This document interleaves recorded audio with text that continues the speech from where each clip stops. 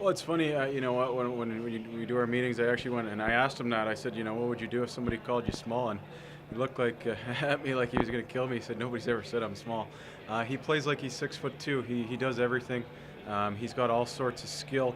Understated sometimes because he's very responsible in his own end. He plays through 200 feet. He can play any position up front.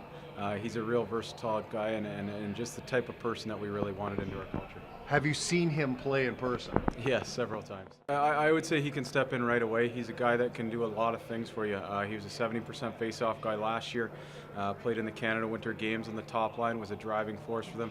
And he's a gamer. You know, when we saw this kid play, he's played in two of the biggest games for the minor midget age group. He's played in the finals of the Canada Winter Games. He's played in the finals of the OHL Cup, and he elevates every time the big game comes.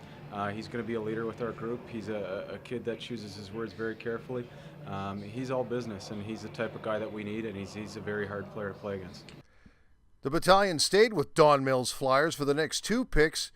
The twin Christopoulos brothers, one a defenseman, one a winger. Well, they're the same type of player, and you know, I think one thing we really realized in the playoffs is we need to get harder to play against. And I know that a lot of people are going to look at the height, but these two twins, they're thick kids. They compete, they're competitive. I mean, I wouldn't want to go into a corner with any three of those first three picks and you know, expect to come out with it. You're going to come out with a couple bumps and bruises. They can score, they can skate, they can defend. You know, we're really excited to get them, and the hardest decision was which one do you take first. So.